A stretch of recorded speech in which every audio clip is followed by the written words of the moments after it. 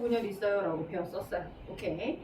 자, 근데 오늘은 생세포 분열까지, 오늘 내일은 아마 내가 들어올 것 같아. 그래서 생식세포 분열까지를 가면 오늘의 이제 우리의 목표에 도달하는 거고요. 자, 그럼 오늘 첫날은, 그러면 세포는 세포로부터 만들어지잖아. 그게 체세포 분열이지. 세포는 세포로부터만 생성이 됩니다. 체세포 분열이죠. 네. 저희는, 자, 하나는 엄마한테, 하나는 아빠한테 작 두 개와 무게로부터 각각 받아서 상동의 상태로 아빠한테 받은 거 하나, 엄마한테 받은 거 하나, 그죠? 아빠한테 받은 거 하나, 예를 들어서 엄마한테 받은 거 하나, 그죠?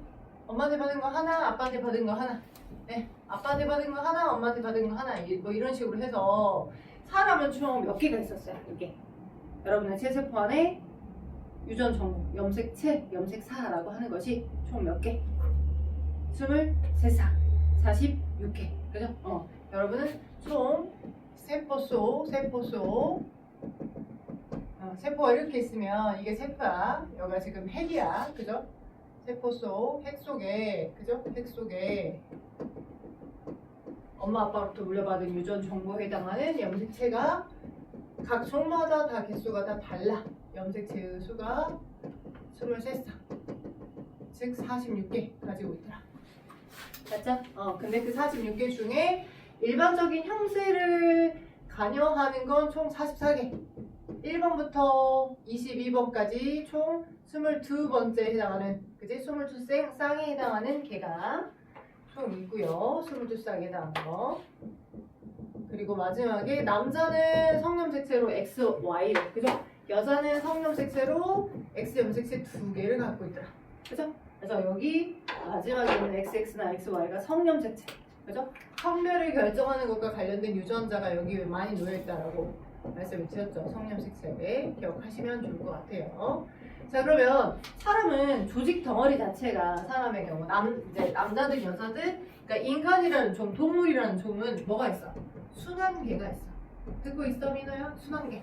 순환계라고 하는 건 혈관. 그치? 심장이 펌핑을 해서 동맥에서 내보내. 그냥 모세혈관을 거쳐. 그럼 정맥으로 다시 들어와. 계속 보내고 내보내고 보내고 내보내고를 계속 반복하는, 그래서 산소나 영양소를 공급해주고 퍼다주는 이런 순환계가 존재한단 말이에요. 그치? 그런 걸 세포들이 막 세포 분열하고 있는 이 조직들, 세포 여러 개가 있는 그 조직 사이에 이렇게 혈관이 있기 때문에 그 조직을 떼내서 뭔가를 관찰한다라고 하면 이 모세혈관이 분리가 될 거고, 거기 흐르는 피가 일부분이 이제 노출되기 때문에 피범벅 상태로 관찰이 용이하잖아. 관찰이 쉽지 않다. 동물의 조직은. 그래서 동물의 조직을 체세포 분열하는 과정을 연구하기는 쉽지 않더라.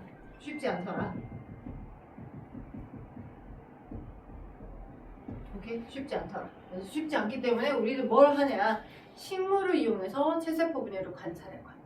오케이? 왜냐면 식물은 여러분이 이제 뭐 경험을 해보셨을 수도 있겠지만, 집이나 이제 할머니 댁이나 근처 이렇게 예를 들어서 부추가 있다라고 하자. 부추. 파선에 들어가는 부추 알아요? 쪽파, 대파, 그지?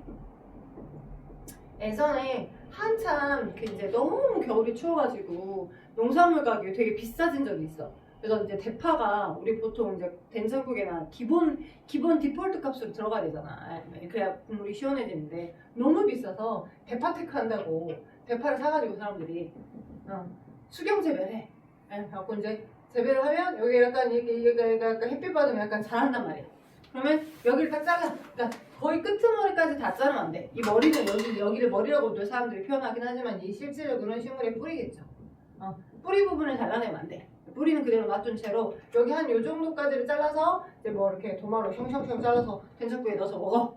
그리고 또 물 줘. 햇빛 보게 해. 그러면 얘가 잘라졌다라고 하더라도 여기 부분에서 또 다시 여린 잎이 나오고 또 잎으로 자라갑니다. 오케이? 왜냐면 식물은 정해져 있는 생산점이라고 하는 장소가 있어요. 생산점이라고 하는 체세포 분열이 왕성하게 계속 일어나는 거기 그 부분만 훼손당하지 않으면, 훼손되지 않았다라고 한다면 계속 세포 분열을 통해 자라날 수 있거든요. 대박이죠. 근데 우리 동물은 그러지 못하잖아. 예를 들어서 이제 손톱 일부를 잘라다가, 그죠? 어디다 매다 꽂아놨어요. 영양분이 많은 데다가. 절대 못 전하잖아. 카피가 안 되잖아. 왜냐면 손톱은 죽은 세포들이고 여기는 죽지 않고 살아있는 세포들이고 거기에서 계속 체세포면에서 왕성한 얘네들 만들게 되거든. 그래서 자, 생장점이라고 하는 여기를 식물의 분열 조직이라고 합니다. 자, 여러분 책에 어디 쪽이냐면 페이지 오늘 제가 139쪽을 설명할 거거든요. 그래서 식물의 분열 조직인 생장점 그리고 형성층 한 켠에 한번 적어주십시오. 식물의 분열 조직에는 생장점과 형성층이 있는데 거기서 체세포 분열이 계속 일어납니다. 식물의 분열 조직인 생장점과 형성층에서 체세포 분열이 계속 왕성하게 일어나더라.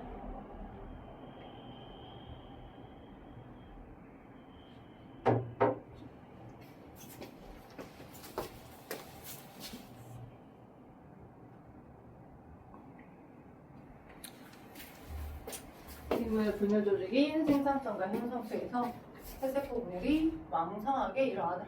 그래서 우리는 거기를 이용해서 식물의 체세포 분열을 관찰해 보려고 합니다. 오케이. 이제 뭐 학교마다 다 다르겠지만 실제 실험을 해보는 학교도 있고요. 실험 결과치가 나와 있는 이제 그 샘플을 가지고 너네가 현미경으로 한번 그냥 봐라고 하는 학교들도 있어요. 실험 없이 그냥 이론으로만 가는 학교들도 있고요. 참고하시면 될 것 같아요. 식물의 분열 조직은 생장점과 형성층이더라 라고 하는 거 꼭 기억하시고, 자, 그래서 여기 이 부분에 막 체세포 분열이 왕성하게 일어날 겁니다. 여기 이쪽 부분이나 특히나 이제 줄기는 광합성원하는 엽록소라고 하는 색소들의 세포 소기관이 워낙 많다 보니까 잘 뚜렷하게 안 보여요. 그래서 식물의 주로 뿌리 끝을 이용합니다. 그래서 여기도 생장점들이 있거든요. 줄기 끝에도 생장점이 있고 줄기의 끝에도 생장점이 있고 그렇죠? 뿌리의 끝에도 생장점이 있어요. 근데 맨 마지막 끝은 뿌리 골무라고 해요. 제일 끝부분은 뿌리 골무라고 해서 여기는 죽은 세포층으로 나이가 든 세포들이 끝부분에 이제 계속 여기서 세포 분열을 왕성하게 할 거 아니야. 여기서 세포 분열을 왕성하게 하면 할수록 어쩌겠어. 내가 세포 분열을 막 왕성하게 하면 할수록 이제 얘를 보호해주는 역할을 해줘야 될 거 아니야. 그래서 죽은 세포 일부분들이 마치 뭐라고 하지? 고무마개처럼, 그지? 그럼 세포의 개수가 늘어날수록 이렇게 길게 자라나고 토양을 향해 뚫고 자라날 거 아니야. 그러면 이제 맞다는 뿌리나 아니면 돌이나 이런 것들에 이 생장점이 훼손되면 안 되니까 이 뿌리 골무는 이 생장점이라고 하는 이 부분을 보호해주는 역할이에요. 오케이? 그래서 생장점이 아예 끝에 있는 건 아니고 살짝 끝에서 약간 위쪽에 있지만 끝에는 얘를 감싸고 있는 도와주는 죽은 세포처럼 되어 있는 뿌리 골무들이 있다. 오케이? 이 구조도 좀 알아두면 좋을 것 같아요. 오케이? 그래서 생장점 부분을 이제 잘라내는 거지. 이렇게 조금 잘라내. 뿌리 끝 부분에 해당하는 생장점만을. 그래서 한 2mm 간격으로 도르코 면도고 칼 같은 걸로 이제 잘라서 여기 좀 확대로 내가 그림을 그린 거고. 자, 일단은 체세포 분열하는 전기, 중기, 후기, 말기 과정을 우리가 관찰해야 되기 때문에 걔네들을 일단 스탑을 시켜줘야 된다. 어떻게? 그러니까 막 체세포 분열이 왕성하게 일어나고 있었어. 체세포 분열이 왕성하게 일어나고 있었던 그 부분을 일단 먼저 고정액에 담가요. 오케이? 그러니까 체세포 분열 하고 있는 너네들의 시점을 일단 일시정지. 그대로 멈춰라. 이것처럼. 각각의 어떤 건 전기, 어떤 건 후기, 어떤 건 말기로 막 진행을 하고 있었을 건데 걔네들을 살아있는 그 모습 그대로. 살아있는 상태 그대로 일시정지. 스탑시키는 과정이야. 오케이? 그래서 고정액에 담가줍니다. 고정액이 어떤 거로 섞여져 있는 용액이냐면 에탄올하고 아세트산이 3대1로 섞여져 있는 용액이야. 에탄올하고 아세트산이 3대1로 섞여 있는 용액. 3대1로 섞여 있는 용액. 그래서 에탄올, 아세트산 3대1로 섞인 용액에 그리고 이제 실제 여러분은 이 정도의 고정액을 선생님이 만들어서 이렇게 된 뭐 바카스처럼 조그만한 그 빈 유리병 있잖아. 여기다가 이렇게 부어 놓으면 여기다가 이렇게 숑숑숑 자른 저 생장점 부분들을 이렇게 담가 놓는 거야. 이 정도 한 며칠. 그치? 그러면 얘가 이렇게 네모네 보이지만 여기 안에도 이렇게 수천 개, 수억 개 엄청나게 많은 세포들이 지금 어떤 건 전기, 어떤 건 간기, 어떤 건 중기 막 각 시기로 진행을 하고 있었을 거야. 오케이? 근데 걔네들을 이제 스탑을 시키는 거지. 모두 다 스며들게끔 해서 저 고정을 이렇게. 됐죠? 오케이? 자, 그리고 난 다음에 일정 시간이 지나면 뭘 합니까? 해리를 합니다. 해리하면 해리포터가 생각나겠지만 해리. 그 다음에 이제 염색. 그죠? 그래서 선생님이 앞글자를 하나씩 따가지고 식물의 세세포 분열, 관찰 순서. 세세포 분열, 관찰 순서.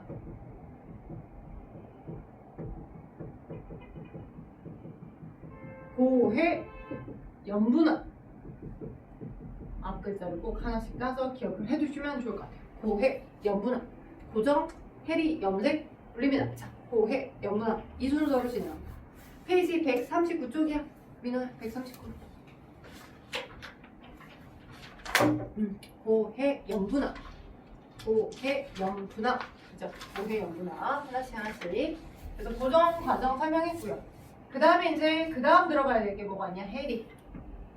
해리는 자 지금 이렇게 보시면 지금 이렇게 이 덩어리가 그냥 여기에 지금 몇 개가 있을지 모르겠지만 이제 실제 이제 광학 현미경상 햇빛이 투과되게끔 해서 내가 그 아이를 관찰해야 돼. 샘플을. 근데 얘네들이 식물세포는 세포벽을 갖고 있잖아. 우리가 공부했잖아.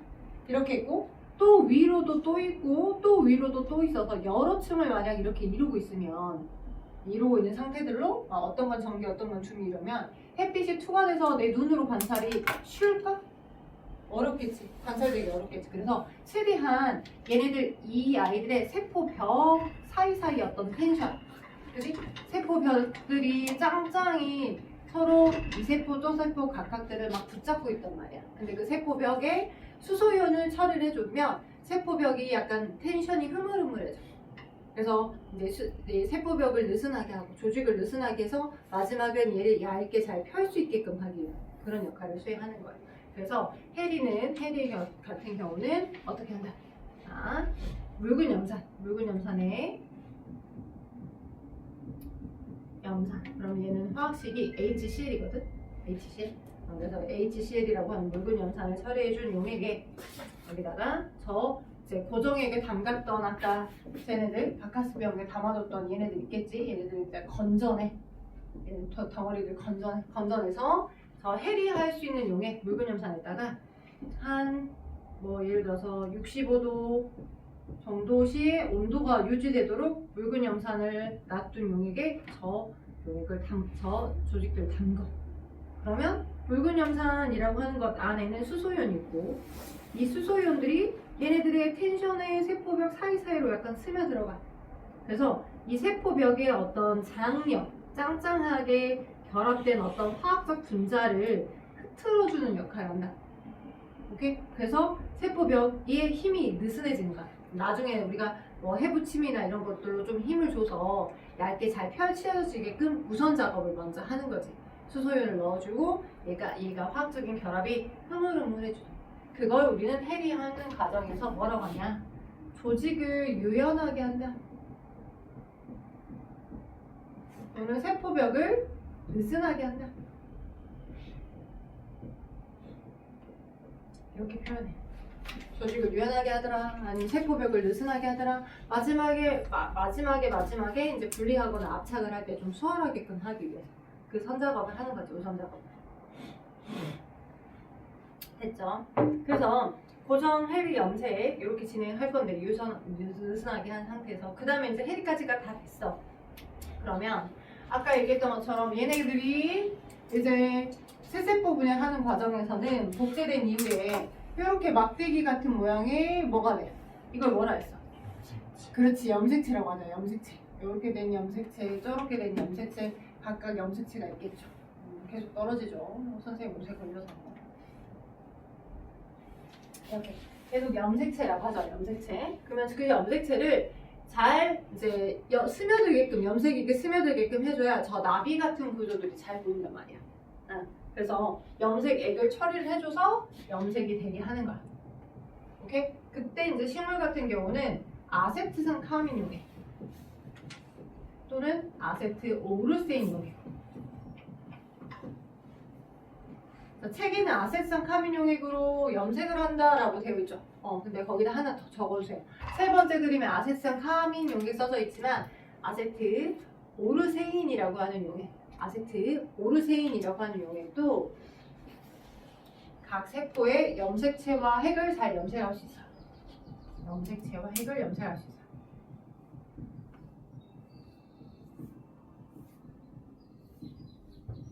우리 마저 하고 쉬는 시간 10분 줄게. 늦게 온 친구 있어갖고 조금 늦게 시작했잖아 우리가. 맞아, 여기까지 다 설명하고 쉬는 시간 줄게. 우리만의 쉬는 시간. 그래서 아세트산 카민이나 아세트 오르세인은 염색체와 핵이 염색이 되게끔 되는데 좀 붉게 염색이 되는 편입니다. 빨갛게. 그래서 염색까지 다 했으면 그 다음에 이제 분리 및 압착. 분리 및 압착.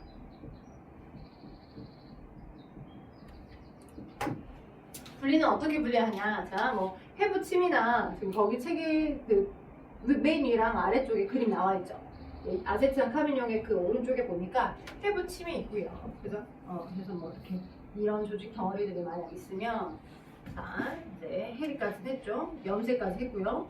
그 다음에 이제 분리 및 압착 과정을 갈 건데 분리 및 압착.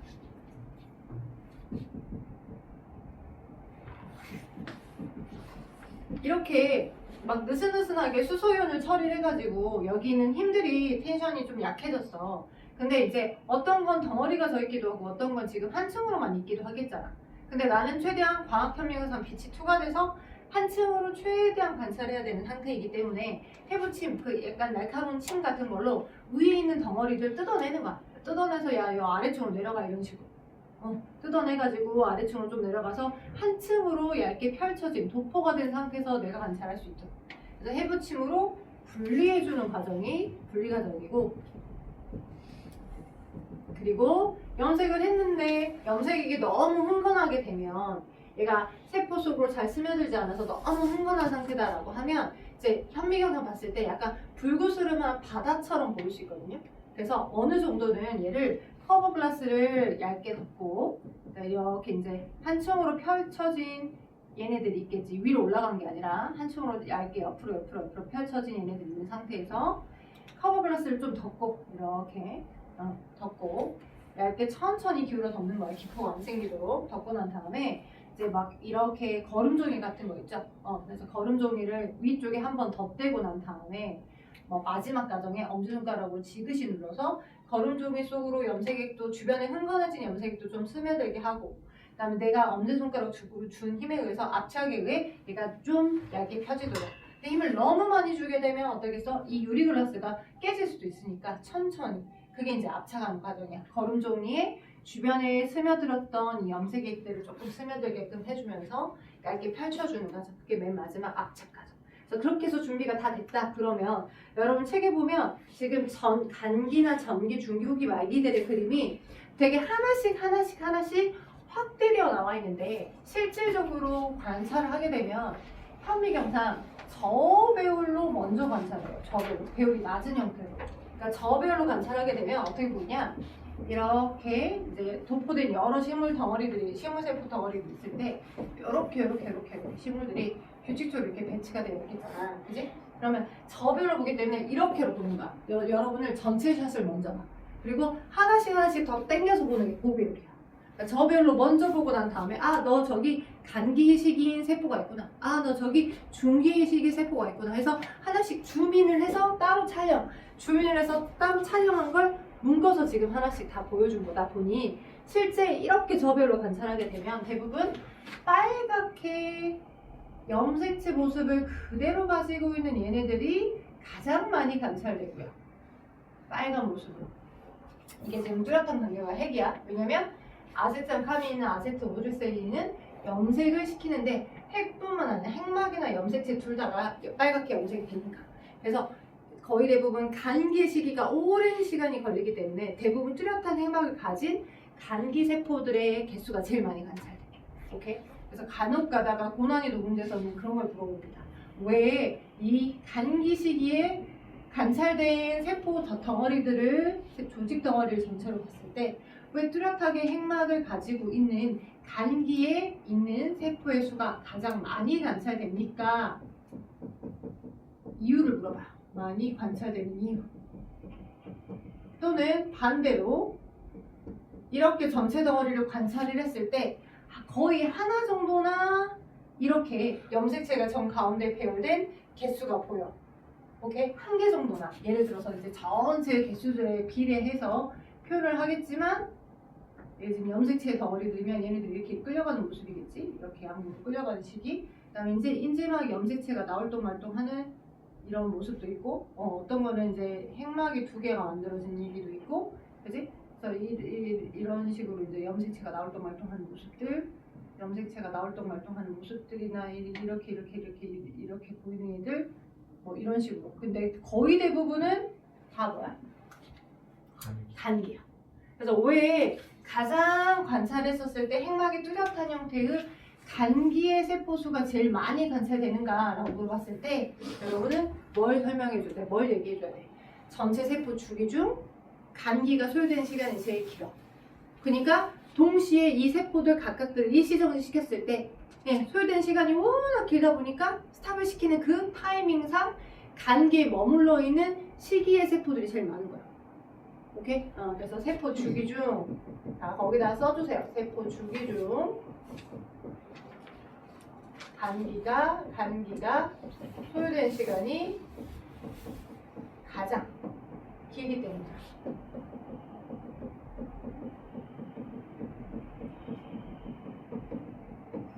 세포 주기 중 간기에 소요되는 시간이 가장 길기 때문에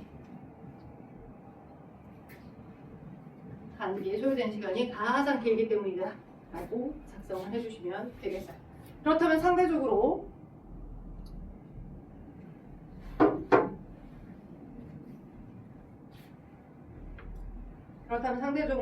가장 적게 관찰되는 아이는 누굴까?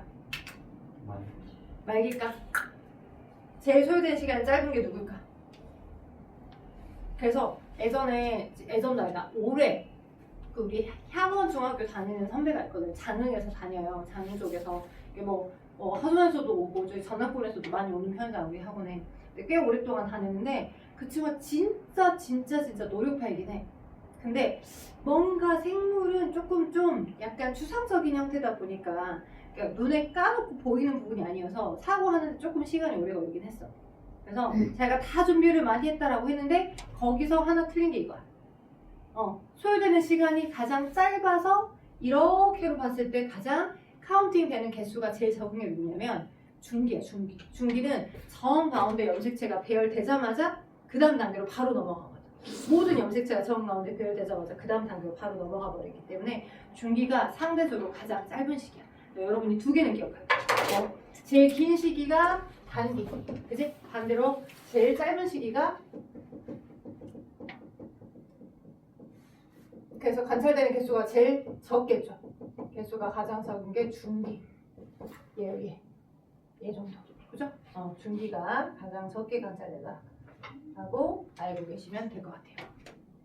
그리하여 따로따로 간기 따로, 중기 따로, 뭐 후기 따로, 말기 따로 이렇게 한 컷 한 컷을 모아둔 게 여러분의 그 결과에 해당하는 거고요. 그죠? 그래서 간기는 이제 흑막이 뚜렷하게 보이고 전기는 일단 막 염색체 덩어리가 나올 동말도 보이고 정 가운데 홍이 갈라질 수 있도록 가운데 배치된 게 지금 중기 그림이죠. 그 다음 후기와 말기 그림이 보이는데 정리 3개까지만 가로를 넣고 여러분이 1, 2, 3번 풀어주시고 쉬도록 합시다. 자, 정리 1번. 양파의 뿌리 끝 부분에는 생장점이 있어서 뭐가 활발하게? 그치? 세포 분열. 중에 무슨 세포 분열? 우리가 이제 그치? 체세포 분열. 우리가 지금 생세포 분열하고 체세포 분열 중 체세포 분열 과정까지만 일단 마무리했어. 다음 시간에 생세포 분열도 할 거야 오늘. 그래서 체세포 분열이 활발하게 일어나더라. 그럼 분열하기 전 세포의 핵가 분열하는 세포의 무엇은 아세트산카민용 핵가 무엇은 아세트산카민용으로 염색되더라. 핵가 세 글자. 염색체. 핵가 염색체. 핵가 염색체가 뭐로 염색되더라. 염색으로 염색되더라. 염색체와 핵.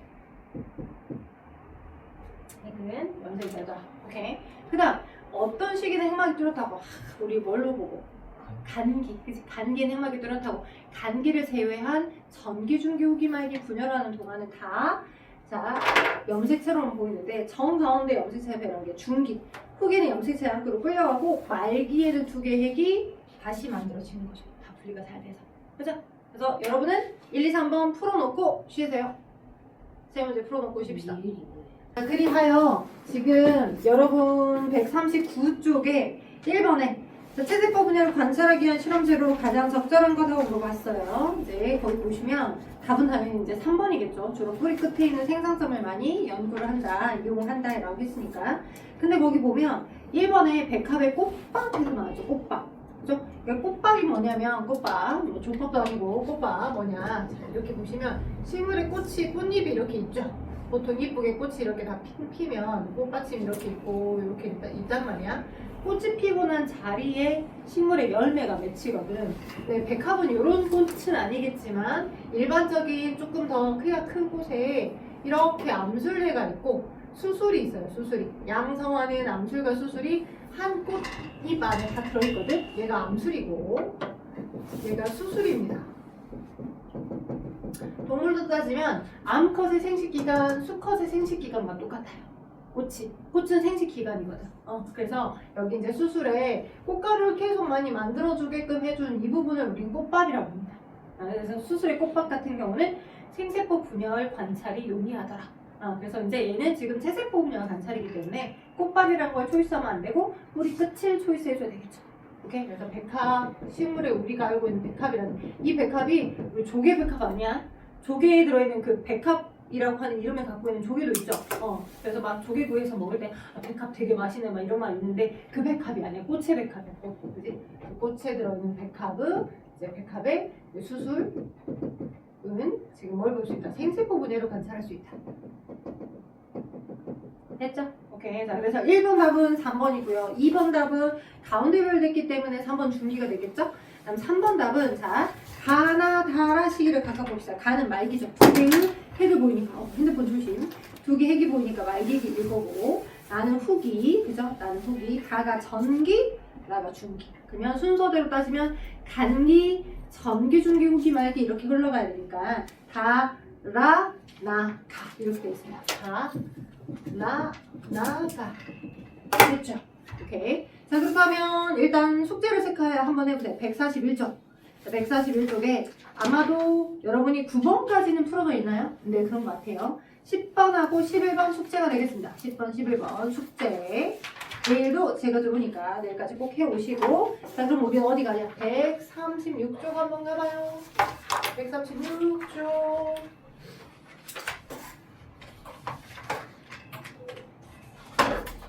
백 136쪽.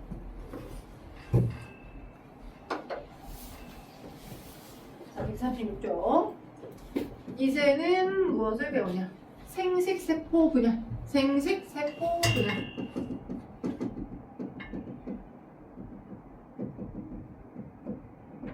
자, 어디에서? 생식기관에서.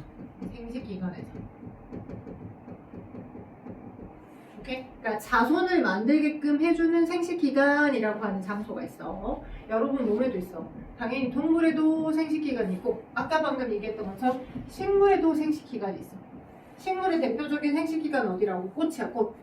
꽃이 피고 난 그 자리에 식물의 열매가 맺히잖아요. 그 열매 안에 씨가 있죠. 그 열매 안에 들어있는 그 씨는 열매 안에 들어있는 씨는 식물의 베이비야. 미니미 베이비. 씨 뿌리면 거기 물 주고 그럼 거기서 또 뿌리 줄기임이 만들어지면서 새로운 식물의 베이비가 태어나기 때문에 자 식물의 꽃이 뭐고요? 생식기관이고요. 동물에는 각각의 생식기관이 있는데 남자 몸에는 정수, 여자 몸에는 난수. 정수하고 난소가 생식기관입니다. 그래서 최종적으로 정수하고 난소에서 뭘 만드냐? 생식세포를 만듭니다. 그러면 선생님 정수하고 난소라고 하는 그 생식기관에는 그러면 생식세포만 원래부터 들어있었던 거 아니에요? 정자만 들어있는 거 아니에요? 라고 생각할 수 있는데 여러분 몸에 정수 안에 체세포가 들어있어. 여러분 몸을 구성하는 모든 일반적인 피부세포, 근육세포, 뭐 눈알에 들어있는 시각세포와 똑같이 뭐가 다 들어있다고? 다 체세포가 들어있어. 체세포가 들어있는데 그 체세포가 남성 호르몬의 분비량의 증가를 받으면 아 나보고 지금 생세포 분열하라는 거구나 하고서 생세포 분열 과정을 거쳐서 최종적으로 정자라고 하는 염색체 수가 반으로 줄어들어 있는 생세포가 형성이 되는 거야. 이해되죠? 오케이? 그래서 정소에서는 정자를, 여성의 몸에서는 난소에서는 난자라고 하는 그죠? 친구들이 이 장소와 그래서 만들어진 생세포를 헷갈려요. 그래서 아들 자처럼 그지? 만들어진 생세포들이 뒤에 자로 끝나는 거고 장소 개념 그걸 만들어낸 장소 개념이 정소나 난소라고 외워버리시면 쉽겠죠? 오케이, 장소는 정소나죠. 생세포 분열이 이러한 것. 자, 그렇다면 이 생세포 분열의 특징은 뭐냐? 전에 내가 얘기한 적이 있는지 없는지 모르겠어서 다시 한번 얘기하는데, 아까 사람의 체세포에는 몇 개의 염색체수가 있댔어? 23쌍. 그래서 46개, 그지? 46개, 그지? 그러니까 내가 예를 들어서 나의 체세포가 있어. 그러니까 내가 어느 정도 시간이 지나서 나의 자손을 만들어야 될 것 같아. 나의 체세포와 내가 사랑하는 사람의 남자의 체세포들이 만나서 베이비를 만들어낸대. 왜냐면 나의 유전 정보와 너의 유전 정보가 만나야 자손이 이제 자손에게 내 유전 정보가 전달되는 거니까. 그래서 이 체세포하고 체세포가 그대로 수정에 참여해서 자손을 만약 만들었다라고 하면 나도 46개 주고 내 아빠도, 그러니까 이 베이비 아빠가 될 사람도 똑같이 46개를 줘. 그러면 이 다음 자손에 사람이라고 하는 종인데 이 다음 자손, 이 나의 베이비는 몇 개의 염색체수를 갖는 거야? 이거 그대로 물려받았기 때문에 92개겠지. 우연찮게 이런 사람이 태어났다고 해봐.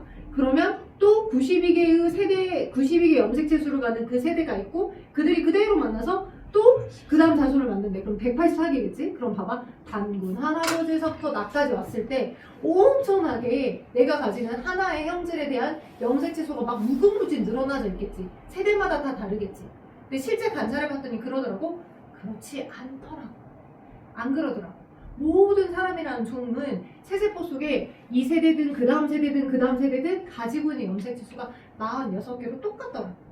그럴 수 있는 이유가 있겠더라. 아, 이 염색체수가 그대로 수정에 참여하는 게 아니고 이 체세포 속에 46개의 염색체수 중에 랜덤으로 엄마한테 받은 1번, 아빠한테 받은 1번 이렇게 있었겠잖아. 2개 중에 하나, 2개 중에 하나, 2개 중에 하나, 뭐 랜덤 뽑기처럼 이렇게 해서 하나의 생세포에는 1번 염색체 엄마하고 아빠한테 받았던 거 둘 중에 하나, 둘 중에 하나, 둘 중에 하나씩만 랜덤으로 들어가 있는 23개만 가지는 염색체수를 23개만 가진 얘네가 수정에 참여해서 여기도 23개. 그러니까 23개, 23개 만나니까 얘는 온전히 몇 개의 염색체수를 갖는 거야. 똑같이 46개. 그죠? 얘 아빠가 있을 거 아니야. 얘 엄마가 있을 거 아니야. 46개. 거기서도 랜덤 뽑기로 너도 뭐 둘 중에 하나, 둘 중에 하나, 둘 중에 하나만 랜덤 뽑아서 23개만. 너도 23개만. 그들이 수정에 참여해서 베이비가 되는 거지. 똑같이 46개만. 그렇죠? 그런 식으로 하여 세대를 계승하더라도 한 종이 가지는 염색체 수가 46개로 일정하게 유지되더라고요. 왜? 염색체 수를 반으로 줄이는 분열을 통해 생세포를 만들어내니까. 그쵸? 그래서 여러분에게 정말 중요한 거. 여러분 거기다 썼을 수도 있어. 136조 위에 빈 공간에 생세포 분열의 의의라고 써져 있어요? 안 써져 있어요? 안 써져 있구나. 되게 중요하거든.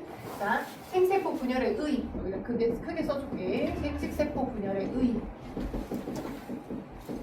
선생님이 이것도 설명해 줄 건데 일단 지금은 모르겠어도 그냥 써봐. EN에서 N으로 염색체수를 반감하여 염색체수를 감소하여 N으로 줄여 세대를 줄여서 생세포를 형성하기 때문에 형성함으로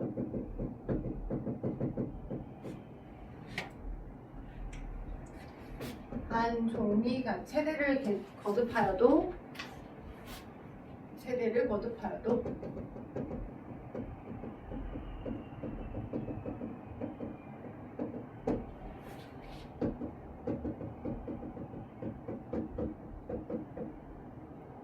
한 종이 갖는 세세포 속 염색체수가 일정하게 유지된다.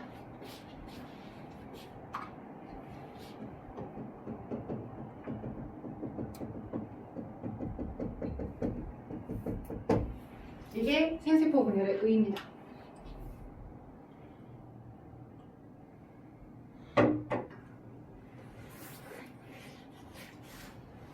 방금 제가 E인과 N 이렇게 표시를 했는데 이게 어떠한 의미를 갖는지 설명을 또 해줄 거예요. 아, 제일 중요한 거 설명 안 했나? 우리 학원만 언제인지 알려줬나? 안 알려줬구나. 1월 17일 딱 하고 있다. 얘들아 1월 17일 토요일 하루. 1월 17일 떠나야지. 언제 갔다 와봐요 민호씨? 학원 방학 때 쓰네. 이것은 언제니까? 17일 학원 방학 때 쓰네. 으쌰.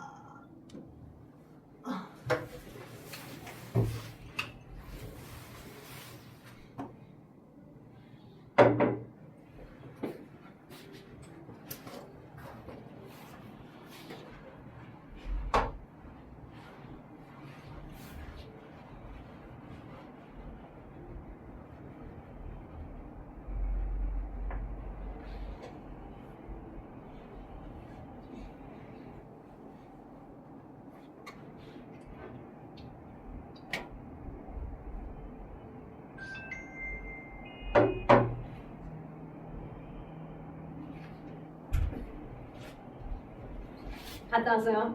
좋아요. 컴컴. 5분 남았습니다. 5분에 폐기를 보여주죠. 5분 만에 진행할 수 있는 폐기를 보여드리겠어요. 자, 그래서 생세포 분열이 형성하죠. 그죠? 아마 내일도 제가 할 것 같아요. 이제 생세포 분열까지는 최대한 끝내줘야 되는 부분이라서. 그래서 이렇게 생식기관에서 정소에서 정잘 만들거나 난소에서 난잘 만들거나 하는 방향인데, 목적은 주목적은 체세포 속 46개나 가지고 있는 얘를 랜덤 뽑기처럼 23개만 갖는 생세포를 만들어내는 그게 목적이야. 그러면 어떠한 과정을 거쳐서 분열하냐? 연속적으로 2번 분열해. 그러니까 단기라고 하는 시기는 체세포 분열이든 생세포 분열이든 늘 똑같이 존재해. 근데 단기를 한 번 거치고, 단기 한 번 거치고 난 다음에 연속 2회 분열하는 거야. 연속 2회 분열. 오케이? 그래서 단기 때 봐봐. 우리 이렇게 해서 아빠한테 받은 거 1번, 엄마한테 받은 거 1번 이렇게 있었어. 오케이? 또 이제 우리가 이해를 쉽게 하기 위해서 염색체수 2개만 있는 게 아니라 염색체수 4개 있는 걸로 내가 그림을 그려볼게. 아빠한테 받은 1번, 엄마한테 받은 1번, 그다음에 아빠한테 받은 2번, 엄마한테 받은 2번 이렇게 있었어. 염색체수가 총 4개로 이렇게. 돼요? 이렇게 있다가 자, 너 감소분열 해야 돼 라고 할 때 단기에 S기를 거쳐서 여기 있던 DNA를 2배로 일단 복제한댔잖아. 복제한댔잖아. 그지? 단기 시기 때 복제를 먼저 해야 돼. 그래서 단기는 똑같이 한번 거쳐. DNA를 그대로 복제하는 시기는 똑같이 한번 거쳐. 원본들이 이렇게 있으면 가피를 하고, 가피를 해서 DNA를 2배로 복제해서 S를 거쳐서, 그 다음에 지투기라는 간기 시기를 더 거쳐서 완벽히 나머지 세포 소기까지 다 준비를 하게 되면, 그러면 이제 어떻게 되냐? 첫 번째 감소 분열 때, 그러니까 연속 2회 분열이니까 첫 번째 분열을 감소 1분열이라고 하고, 생각해볼게. 이렇게 해서 복제했어. 그 다음에 분열이 끝나. 첫 번째 분열. 그럼 2개의 딸 세포로 뿅뿅 나눠지겠지. 그지? 그래서 여기까지가 감소 1분열이야. 이렇게까지가. 오케이? 그리고 너가 연속해서 간기를 한 번 다시 거치는 게 아니라 연속해서 너도 한 번 더 분열, 너도 한 번 더 분열을 하는 거야. 그래서 이렇게까지가 감소 1분열이야. 너에서도 2개, 너에서도 똑같이 2개. 그러면 얘 입장에서는 최대 몇 개가 만들어진다? 4개의 딸세포가 만들어지는 거지, 이렇게. 그래서 연속하여 감소 1분열과 감소 2분열을 해가지고 최종적으로 4개의 딸세포가 만들어지는데, 그 4개의 딸세포가 이 체세포보다는 염색체수가 반으로 줄어들어 있어야 되고, 이 체세포보다는 가지고 있는 DNA 상대량도 반으로 줄어들어 있어야 돼. 오케이? 그래서 자, 감소 1분열 때 당연히 뭐래? 핵막간이 사라져. 너가 염색체로 짜잔 이제 변신을 하겠죠. 그래서 너도 염색체. 그죠? 응축에서 염색체가 될 거고, 너도 염색체. 응축에서 염색체가 될 거고, 그죠? 너도 염색체. 그죠? 너도 염색체가 되겠지, 이렇게. 맞죠? 염색체가 되기 시작해서 뿅뿅뿅뿅뿅뿅뿅뿅뿅 똑같이 전기 때 방추사 같은 자리. 방추사. 가쪽을 가위가 하기 위한. 그다음 여기가 지금 모가지 부분이 동원체랬죠? 염색체의 정가운데 부분 동원체. 너도 동원체라고 있었어요. 오케이? 그래서 이렇게 됐다가 이 방추사에 이 방추사가 이제 염색체를 이동하게 하는 끈인데 체세포 분열과 다른 게 뭐가 있냐면 이 감수 1번 할 때 중기가 되면 그지 전기 때 방수가 등장해 염색체가 등장해 체세포 분열은 어떤 식의 배열이냐면 1번에 해당하는 거 1번에 해당하는 거 2번에 해당하는 거 2번에 해당하는 거가 지금 여긴 체세포야. 차이를 봐봐. 체세포 분열은 1번에 해당하는 이 염색체 그지 1번에 해당하는 이 염색체와 1번에 해당하는 또 앞바꿔 염색체 그죠? 그 다음에 크기가 다르죠? 2번에 해당하는 거, 그 다음에 2번에 해당하는 거 각각들이 정 가운데로 이렇게 배열해. 1번은 1번, 2번은 2번 이렇게. 오케이? 이렇게 배열한 다음에 나눠지거든? 적도면에 배열한 다음에 이렇게 나눠져. 각각. 돼요? 그런데 얘는 제1 감수 분열 때는 어떻게 되냐면 같은 크기에 해당하는 1번은 1번끼리 같은 크기에 해당하는 2번은 2번끼리 즉 이 두 개가 무슨 염색체였어? 하나는 부계 하나는 목 그치 상동 염색체였잖아. 잘했어. 상동이랬잖아. 같은 상동 염색체들끼리가 정 가운데 접합하여서 가운데 배열한 다음에 나눠지는 거야. 이렇게 두 개가 상동끼리 1번에 해당하는 얘네들끼리가 붙었다가 이렇게 나눠져. 이렇게 됐다가 이렇게 나눠져. 그래서 상동 염색체들끼리가 접합하여서 이렇게 접합된 덩어리로 있는 이 상태가 만들어지고 나눠져. 얘를 우린 뭐라 해? 이가 염색체. 이가 염색체. 그러니까 체세포 분열 때는 절대 이가 염색체가 등장하지 않아. 이렇게 된 얘네들은 이가 염색체가 아니야. 1번에 앞바꿔, 1번에 엄마꺼, 2번에 앞바꿔, 2번에 엄마꺼가 정 가운데로 그냥 적도면을 배열한 건 이건 이가 염색체가 아니야. 그냥 이가 염색체가 등장하지 않아. 체세포 분열 때는. 근데 이가 염색체가 등장하는 거지. 이가 염색체 점이 뭐라고? 상동 염색체끼리 같은 크기에 해당하는 부계 목의 상동 염색체끼리 접합된 염색체. 그지? 1번, 2번, 2번. 그래서 이렇게 세트로 묶어있고, 세트로 묶어있는 여기에 이 각 사이드에서 나왔던 방추사가 여기 반반의 결합, 여기 반반의 결합을 하는 거야. 그리고 양구로 끌려가는 거야. 그지? 그러게 되면 어떤 모습이 나오겠어? 여기 아래다 그림을 그려볼게. 후기가 되면, 제1감수 분열 후기쯤이 되면, 너는 너. 랜덤으로 이렇게 찢어지겠지. 그지? 그래서 1번에 해당하는 앞바꿔 여기가 이렇게 가면, 여기 2번에 해당하는 얘가 검은색에 해당하는 게 이렇게 갈 수도 있고, 다음번 판에서 파란색에 해당하는 게 이쪽으로 갈 수도 있는 거야. 그냥 항상 경우의 수는 늘 2개씩이야. 왜? 이렇게 얌전히 나눠질 수도 있잖아. 1번, 2번이 싹 다. 근데 1번이 이렇게 가는데 2번이 그 다음 판에서 2번에 해당하는 이쪽 거가 이렇게 갈 수도 있잖아. 파란색이. 그래서 늘 한 덩어리다. 이가 염색체 한 덩어리다. 나눠질 수 있는 경우의 수, 조합의 수는 늘 2개씩이야. 네. 왜? 다음번 판에서. 그러니까 그렇게 하다 보니 다양성이 증가되는 거야. 그래 하여서 1번은 1번, 여긴 얘는 이렇게 나눠지고 얘는 이렇게 이동을 하는 거지. 이제 얘가 제1감수 분열 후기 때 그래. 오케이. 그래서 내일은 그럼 완전히 제2감수 분열까지 다 끝나서 최종적인 모습이 어떻게 되면 그걸 핵상으로 EN과 N의 개념으로 구분할 수 있게끔을 설명을 좀 추가로 해줄게. 됐죠? 그래서 숙제는 어디 부분이야? 아까 제가 141쪽에 10번, 11번 내줬잖아요. 10번, 11번. 그리고 내일은 와서 생세포 분열까지 다 설명해서 수업 시간 안에 143쪽까지 다 풀 거야. 근데 여러분이 풀만한 게 서술형 문제는 없다. 오늘 또 지원이가 시험도 늦게 끝났는데 2문제만 숙제해줄게. 네, 2문제가 숙제.